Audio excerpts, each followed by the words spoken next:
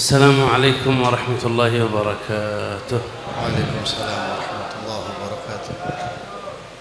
الحمد لله رب العالمين، وصلى الله وسلم على سيدنا محمد خاتم النبيين وحبيب رب العالمين وعلى آله وصحبه أجمعين. نسأل الله سبحانه وتعالى أن يبارك في الحاضرين وفي الحاضرات في هذه الليلة المباركة، ليلة حولية فخر الوجود فخر العوالم الشيخ أبي بكر بن سالم رحمة الله عليه. نسأل الله أن يبارك لنا في هذه الليلة، نسأل الله أن يمدنا وإياكم وأهلنا وقراباتنا وأحبابنا جميعا بأسراره وبأنواره وبركاته، آمين يا رب العالمين. Limpahan puji dan puji syukur kehadirat Allah Subhanahu wa taala atas segala kenikmatan serta salawat serta salam semoga senantiasa tercurahkan keharibaan junjungan kita baginda Nabi besar Muhammad SAW, begitu pula para sahabatnya, para kerabatnya, juga segenap umat Nabi Muhammad. Dan semoga Allah Subhanahu wa taala menjadikan malam hari ini menjadi sebab malam yang barokah bagi kita, sehingga Allah muliakan kita dengan kesehatan, kelafiatan, dan mudah-mudahan kita semua termasuk orang-orang yang beruntung. Amin ya rabbal alamin.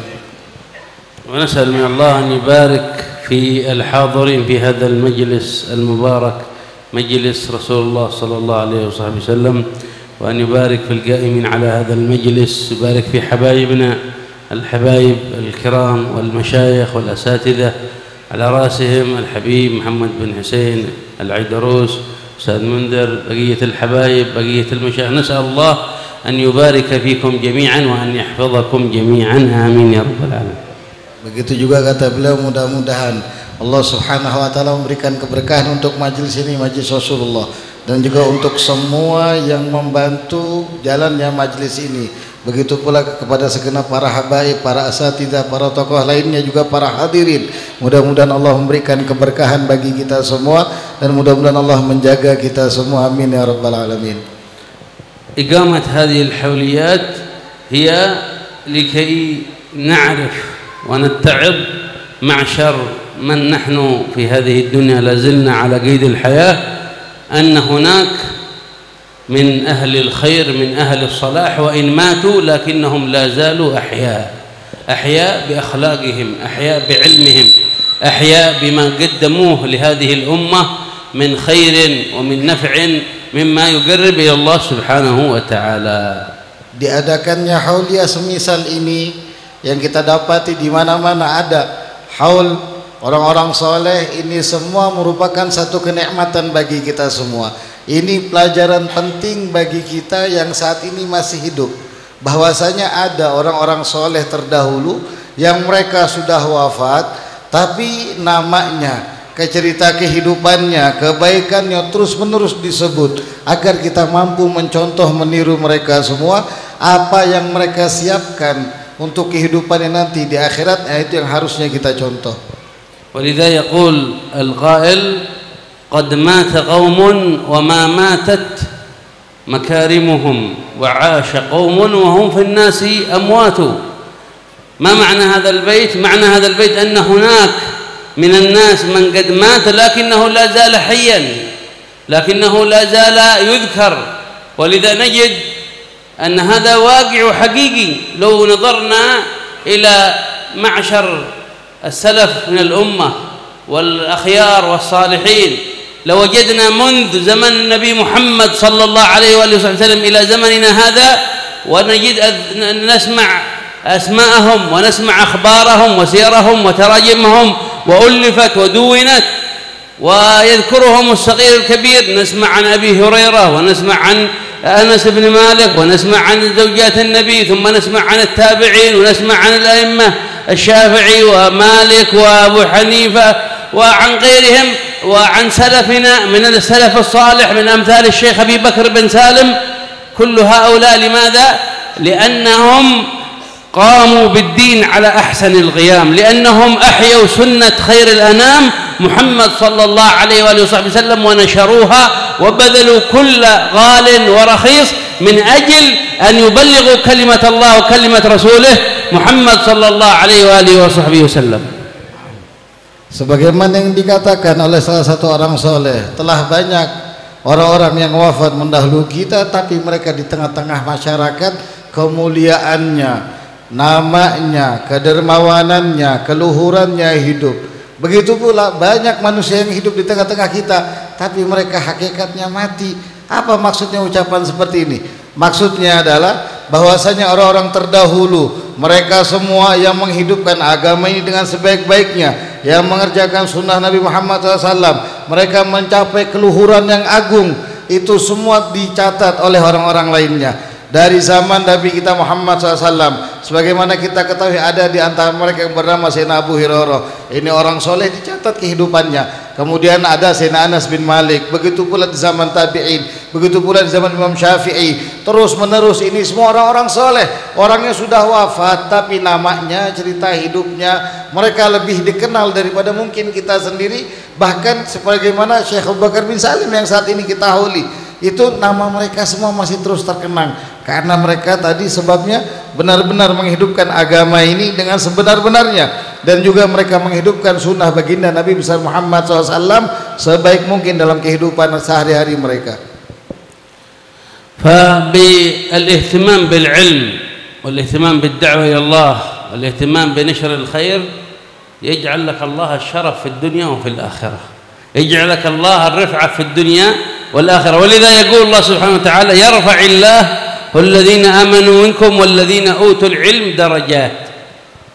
فالرفع لهم بالدرجات في الآخرة وأيضا حتى في الدنيا، يجعل الله لهم شأن، يجعل الله لهم مكانة، يجعل الله لهم في قلوب الناس محبة. ولذا يقول الإمام أحمد بن حنبل رحمة الله عليه: الوعد بيننا وبينكم الجنائز.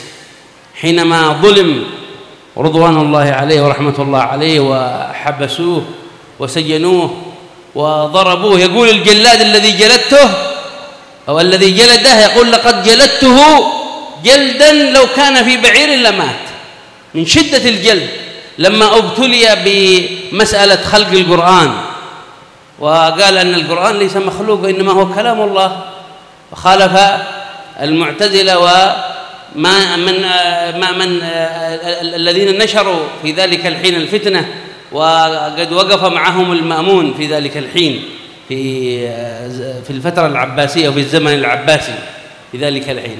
الخلاصة أنه صبر وقال: بيننا وبينكم الجنازة. لما خرجت جنازة الإمام أحمد بعد فترة في زمان المتوكل عندما أخرجه، وأخذ فترة بسيطة بعد سجنه رحمة الله عليه، لم يعش إلا قليلا، فكان الناس يتهافتون إلى بيته ويدخلون إلى بيته لزيارته ومحبة له، ولم يعش إلا قليلا رضوان الله عليه ثم توفي.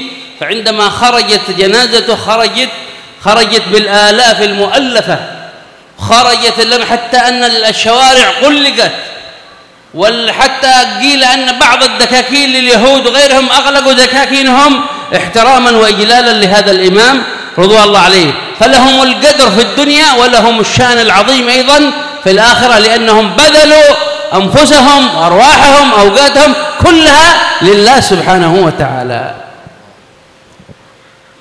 Maka memperhatikan benar-benar tentang ilmu, belajar ilmu agama, kemudian mengamalkan apa yang kita dapatkan, menghidupkan agama ini sebenar-benarnya. Ini semua diberikan balasan oleh Allah Subhanahu wa taala dengan kedudukan yang tinggi, keadaan yang mulia, bukan hanya di akhirat sebagaimana Allah katakan dalam firman-Nya, Allah mengangkat derajat orang-orang yang beriman di antara kalian serta orang yang diberikan ilmu beberapa derajat di antara orang-orang lainnya.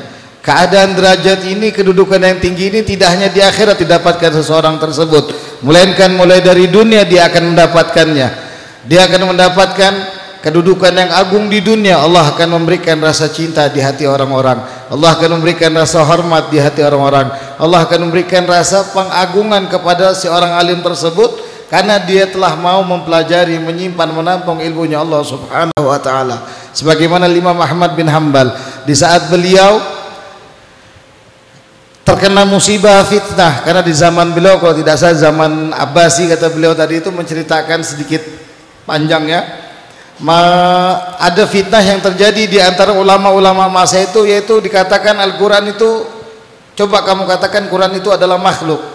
Tapi para ulama al-rasikhun, mereka semua yang benar-benar dalam ilmunya, mereka nggak mau mengatakan ini makhluk, karena Al-Quran itu kalamullah. Al-Quran itu kalamullah, bukan makhluk. Al-Quran kalamullah, ada sendiri pembahasan tentang Al-Quran, tentang kalamullah. Walhasil Imam Ahmad bin Hanbal dimasukkan ke dalam penjara. Di dalam penjara dicambuk, disiksa habis-habisan, sampai kata orang yang menyiksa, aku telah memukul badannya Imam Ahmad bin Hanbal ini dengan pukulan yang begitu kuat, seandai kata aku pukulkan kepada binatang pasti mati.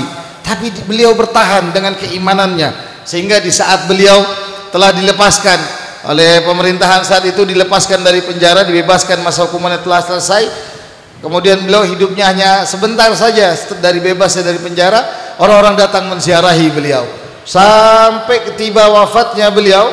Di antara keluar dan wafat itu tidak terlalu lama, maka subhanallah semua jalan-jalan, kemudian gang-gang penuh, ribuan bahkan mungkin puluhan ribu orang-orang mengantarkan jenazah beliau menuju ke dalam kuburannya. Ini termasuk daripada pengagungan di dunia. Subhanallah, qala ba'd al-ulama anna al-Imam Ahmad fi hadhihi al-fatrah rahmatullah alayh رأى النبي أو رؤي له النبي صلى الله عليه وسلم، وقيل أنه قال له اصبر فإن بصبرك هذا ستنتهي هذه الفتنة وتتخمد وتموت. وفعلا ما أن جاء بعد عصر المأمون وبعد هذه الفترة إلا وماتت هذه الفتنة ولم يذكرها أحد، واعتدل كثير من الناس ورجعوا عن هذا القول، وبعد ذلك أقر الكثير بأن كلام الله هو كلام، أن القرآن هو كلام الله وليس مخلوق، وماتت هذه الفتنة وانتهت. Masya Allah. Kemudian beliau menceritakan bahwasanya di saat beliau di penjara, Imam Ahmad bin Hanbal ini di penjara, beliau bermimpi Nabi Muhammad, atau diizinkan oleh Allah untuk melihat wajah Nabi Muhammad. Maka kata Nabi SAW mengatakan kepada Imam Ahmad bin Hanbal, bersabarlah kamu akan fitnah ini, sabar saja, karena dengan kesabaranmu ini ujian yang kau dapati saat ini akan hilang sebentar lagi. Subhanallah, kata setelah wafatnya beliau memang fitnah tersebut berangsur-angsur hilang. Tidak ada lagi sekarang yang memiliki pikiran demikian, kecuali sedikit orang. Sekarang ini ada kembali beberapa orang memikirkan tersebut, tapi tetap kita semua Ahlussunnah wal Jamaah meyakini bahwasanya Al-Quran itu adalah kalamullah. Al-Quran itu kalamullah, bukan makhluk. Nah, ini fitnah ini sudah hilang, kata beliau, sesaat setelah dimimpikan Imam Ahmad bin Hanbal memimpikan Nabi Muhammad SAW. وقد نجا من هذه الفتنة الإمام الشافعي بذكاء وبحكمة، لأنهم كانوا يستدعون العلماء الكبار الذين لهم أتباع كثر، يستدعونهم ويسألونهم، فإن قال أن القرآن مخلوق تركوه، وإن لم يقل أن القرآن مخلوق يعذبونه ويحبسونه ويسجنونه. فالإمام الشافعي لما أتوا إليه تخلص من هذه الفتنة بذكاء، وقال لهم القرآن والإنجيل والزبور كل هذه مخلوقة، ويقصد بها أصابعه، أي أصابع أنها مخلوقة، ولا يقصد القرآن، فتركوه وذهبوا. Masya Allah, bukan Imam Ahmad bin Hanbal yang terkena ujian musibah fitnah seperti ini, tapi Imam Asy-Syafi'i pun demikian. Di zaman beliau pun juga terjadi fitnah yang sama. Saat itu ulama-ulama yang memiliki murid yang banyak atau yang dikenal orang banyak bakal dikumpulkan, semuanya bakal ditanya, apakah Al-Quran itu makhluk? Maka kalau ada yang menjawab Al-Quran itu makhluk, dia dilepaskan. Tapi kalau ada yang mengatakan bukan, dia kalamullah, ini nanti bakal dipenjara, disiksa, dicambuk, macam-macam. Kadang sampai ada yang meninggal. Nah, kemudian Imam Syafi'i berhasil melalui fitnah tersebut karena kecerdasannya beliau, karena hikmah yang begitu tinggi yang beliau miliki. Di saat Imam Syafi'i ditanya, apakah Al-Quran itu makhluk? Maka beliau menjawab, Al-Quran, Zabur, Taurat, Injil. 4 ini beliau bermaksud menunjuk jarinya. 4 ini adalah makhluk, katanya. Akhirnya beliau dilepaskan daripada siksaan zaman itu. فرضوان الله عليهم جميعا. الشاهد من هذا الكلام كله هو أنهم بالعلم، أنهم بالتقوى، أنهم بالصلاح صار لهم الخير وصار لهم الشأن العظيم وصار لهم القدر الكبير في الدنيا وفي الآخرة، كما قال القائل: ففز بعلم تعش حيا به أبدا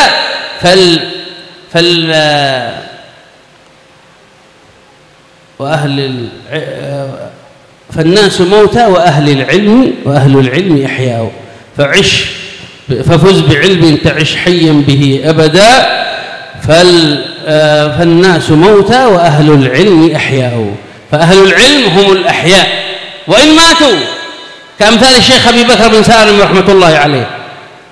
فالناس موتى وأهل العلم أحياء، ماتت أبدانهم ودفنت أبدانهم، لكن ذكرهم لا زال وشأنهم لا زال وقدرهم لا زال وعلمهم لا زال، وينتفع بهم وإن رحلوا من هذه الدار. فالناس موتى وأهل العلم أحياء. نسأل الله أن يجعلنا منهم، نسأل الله أن يرزقنا وإياكم العلم النافع، نسأل الله أن يجعلنا وإياكم ممن يكون لهم الشأن في الدنيا والآخرة، وممن يتعلمون العلم الذي يقرب إلى الله سبحانه وتعالى، كأمثال سيدي فخر الوجود الشيخ أبي بكر bin Salim. Maka perhatikanlah orang-orang dahulu itu, mereka hidup dengan keilmuannya, ketakwaannya, kesolehannya. Ini semua menunjukkan bahwasanya mereka itu senantiasa hidup dari zaman ke zaman sampai zaman ini. Kita perhatikan saja orang-orang soleh yang sebelumnya tadi yang sudah kita sebutkan, wabil khusus Al-Imam Syekh Abu Bakar bin Salim yang saat malam ini kita hauli, bagaimana beliau semua hidup, walaupun sebagaimana dikatakan oleh salah seorang penyair, kurang lebih maknanya, walaupun sudah wafat, mereka telah dikubur, mereka semua telah jauh zamannya dari kita, bukan sehari dua hari, tapi ratusan bahkan mungkin ribuan tahun, tapi namanya terus disebut-sebut. Maka dikatakan oleh seorang penyair, fannasu mauta, manusia itu semuanya pada hakikatnya mati. Wa ahlul ilmi ahya'u wa dzul ilmi ahya'u. Adapun orang-orang yang memiliki ilmu dan amal, tentunya ketakwaan, mereka semua adalah orang-orang yang hidup walaupun mereka telah wafat, tapi sampai hari ini nama mereka seperti Syekh Abu Bakar bin Salim terus disebut. Mereka dijadikan suri tauladan, nama mereka ada di mana-mana. Mereka semua dijadikan contoh dari zaman, dari generasi ke generasi, bagaimana orang saleh Nabi Muhammad SAW. Semoga Allah menganugerahkan kepada kita semua ilmu yang bermanfaat, ilmu yang baik, ilmu yang mendekatkan kita kepada Allah Subhanahu wa taala. Amin ya rabbal alamin. ومن يتطلع على كتب الشيخ أبي بكر بن سالم يعرف ويدرك أن هذا الإمام العظيم قد وصل إلى مرحلة كبيرة وعظيمة في المستوى العلمي، وكان على قدر عظيم من الأدب ومن تعلم فنون اللغة العربية والآداب وغير ذلك والبلاغة، كما ذكر ذلك الإمام عنه في ترجمة الإمام أحمد بن زين الحبشي وغير ذلك من أهل العلم. فكان منذ صغره وهو مهتما بالعلم، وهو مجتهدا في طلب العلم، وهو يتطلع إلى كيف ينفع هذه الأمة وكيف يفيد فيها وكيف يفيد الناس. ولذا نجد أنه ألف أول كتاب له مفتاح السرائر وكنز الذخائر وهو لا زال صغيرا في 17 من عمره، طفل 17 من عمره وقد ألف كتاب. وفي هذا الكتاب عبارات عظيمة تنبئنا وندرك من خلالها أنه كان على مستوى عظيم من الفهم والإدراك لظواهر العبارات ولبواطنها ولما تحمل من إشارات ولما تحمل في طياتها من معاني عظيمة لا يفهمها إلا من وفقه الله سبحانه وتعالى ومن نور الله قلبه، وهو لا زال في صغره رضوان الله عليه. Seandainya kata ada yang rajin membaca kitab-kitabnya daripada Imam Fakhrul Wujud Syekh Abu Bakar bin Salim, beliau memiliki beberapa karya.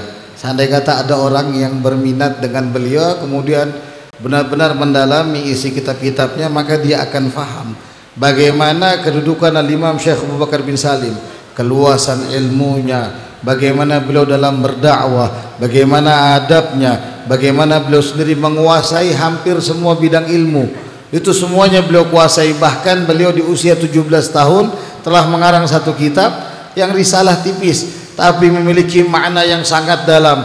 Bahkan di dalam ibarat-ibarat atau kalimat-kalimat di dalam kitab tersebut memiliki isyarat yang agung, memiliki nilai yang luhur, ketinggian yang luar biasa bagi orang-orang yang diberikan taufik oleh Allah untuk memahaminya. Dan mudah-mudahan kita semua termasuk orang-orang yang mampu memiliki rahasia agung tersebut di hati kita. Amin ya rabbal alamin.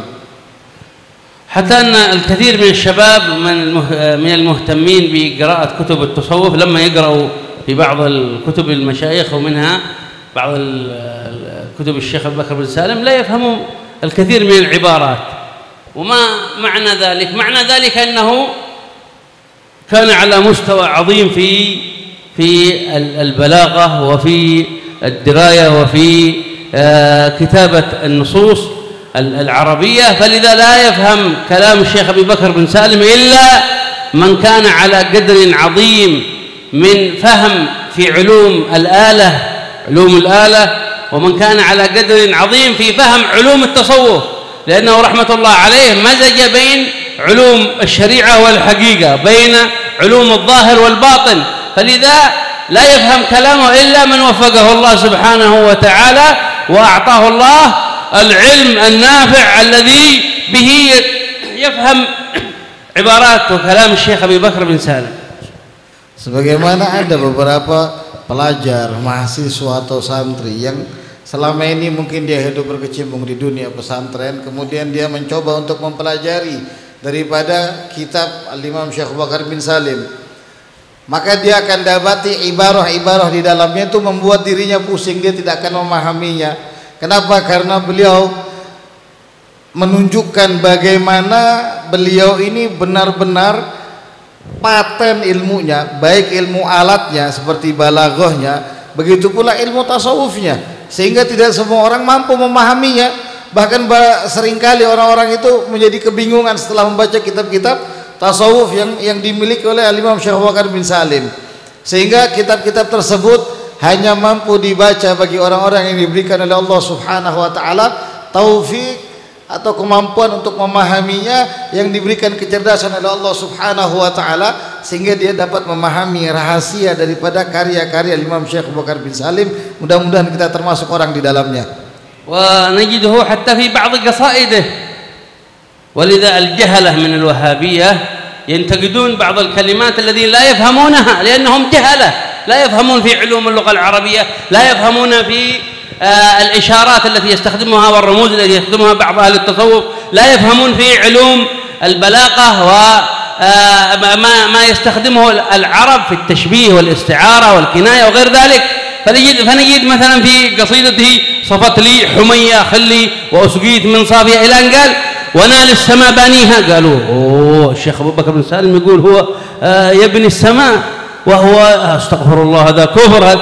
يا ابني أول تعلم اللغة العربية وفهمها، بدأ وقال صفت لي حمية غلي، وهو يشير هنا إلى سقيا المحبة، واستخدم الاستعارة واستخدم الكناية واستخدم التشبيه في كثير من الكلمات. لو فهمت في علوم البلاغة لفهمت أنه لا يقصد ذلك، ومعاذ الله أن يقصد أنه بنى السماء رضوان الله عليه، وإنما كان على قدر كبير من الفهم لعلوم اللغة العربية،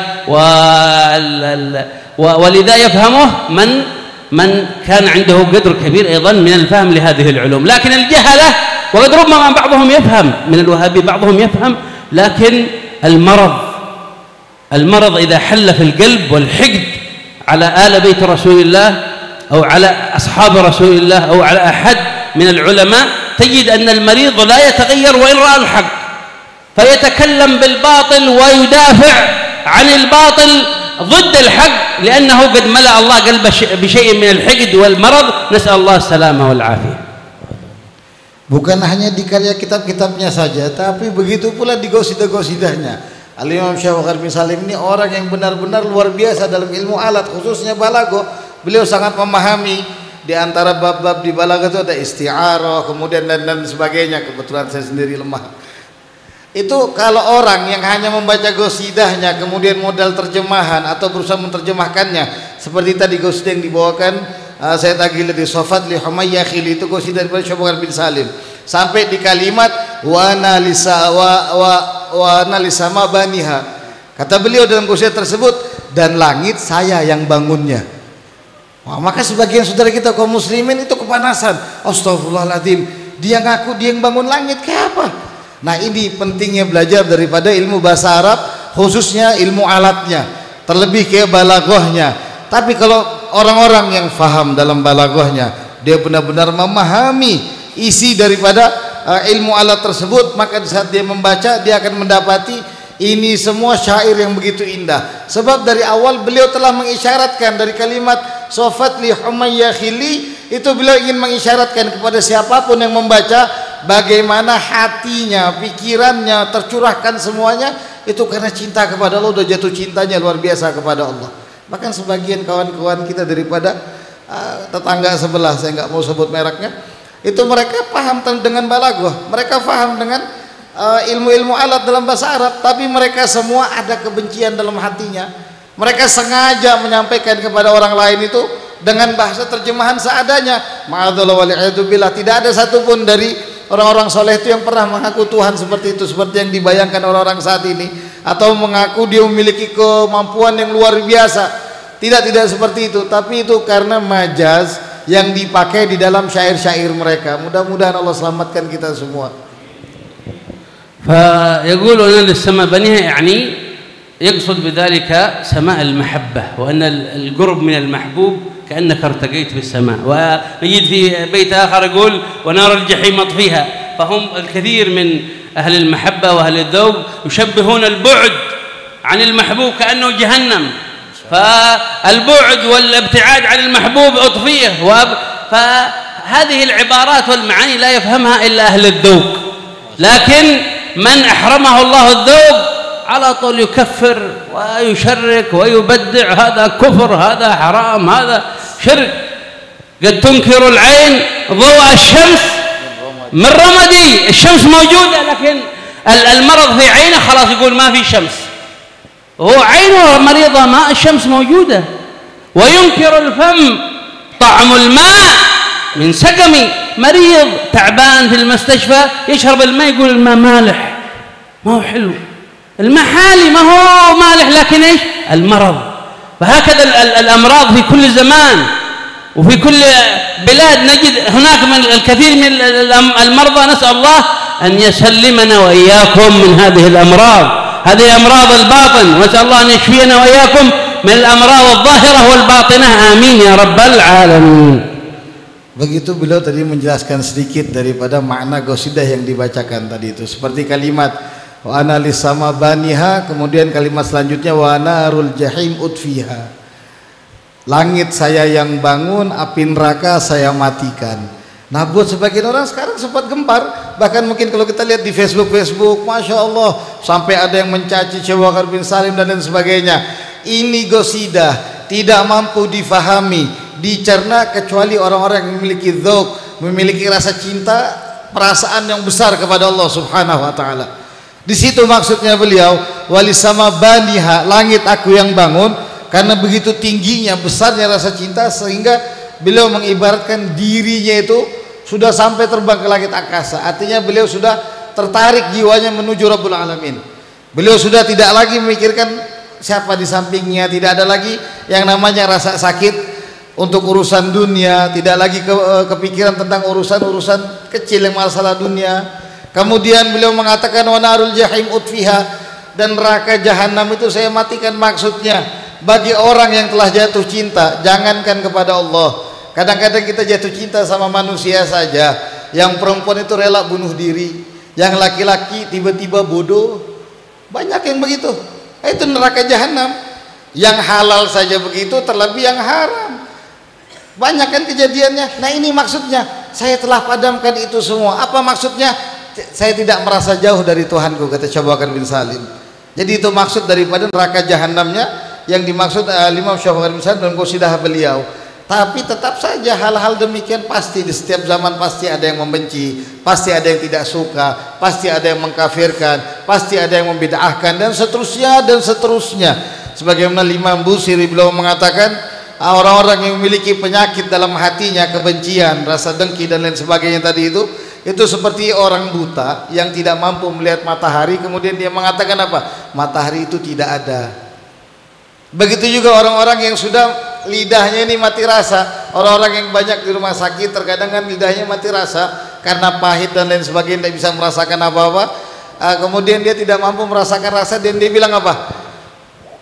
Gula itu tidak manis, air itu kok air, kopi, teh, jus semuanya sama, tawar katanya. Karena lidahnya dia sudah mati rasa. Tapi penyakit batin lebih parah daripada itu. Mudah-mudahan Allah selamatkan batin kita semua daripada penyakit-penyakit yang berbahaya. Amin ya rabbal alamin. Insyaallah bibarakat Syekh Abu Bakar bin Salim wa bi asrarihi wa bi anwarihi an Allah yamuddana fi hadhihi al-laila bi amdadihi wa bi asrarihi wa bi anwarihi kama qala fi qasidatihi wa shufa'tu bi fi 'asiha. Insyaallah أن الله يغفر لنا ولكم الذنوب والآثام ببركة الشيخ أبي بكر بن سالم. أن الله سبحانه وتعالى يرفع البلاء عنا وعنكم وعن جميع المسلمين ببركة الشيخ أبي بكر بن سالم.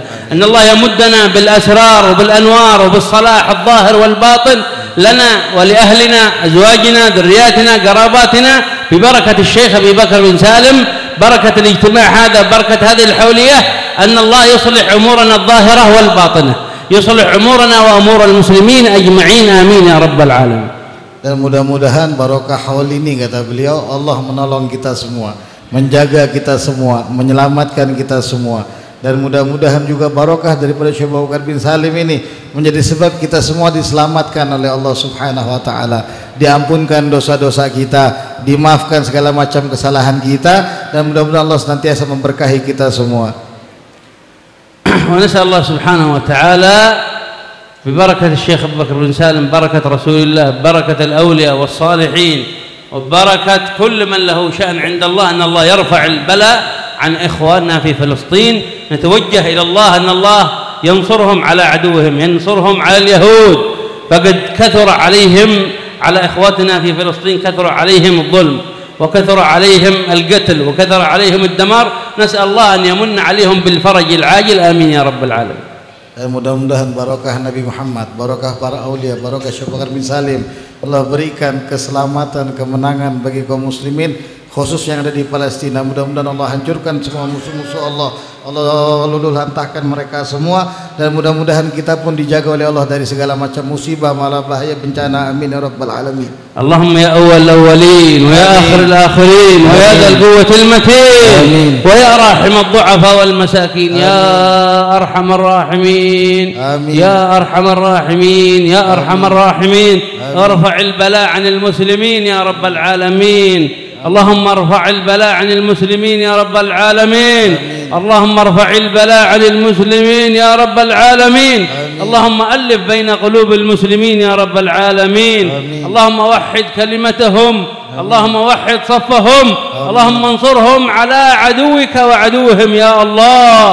اللهم انصر إخواننا المجاهدين في فلسطين، انصر إخواننا المجاهدين في غزة، انصر إخواننا المجاهدين في لبنان، انصر إخواننا المجاهدين في اليمن، انصر إخواننا المجاهدين في بقاع المسلمين أجمعين، انصرهم على عدوك وعدوهم يا رب العالمين. اللهم إن اليهود والنصارى ومن تحالف معهم قد أرونا قوتهم في أخواننا في فلسطين، فأرنا قوتك فيهم يا الله. اللهم أنت القوي عليهم، فانصر إخواننا في فلسطين يا الله. اللهم انصر إخواننا في فلسطين يا الله. اللهم انصر إخواننا في فلسطين يا الله. اللهم عجل لهم بالنصر يا الله. اللهم ما لهم إلا قوتك، ما لهم إلا إرادتك، ما لهم إلا نصرك، فعجل بالنصر لهم يا الله يا الله يا الله. يا رب بهم وبآلهم عجل بالنصر وبالفرج.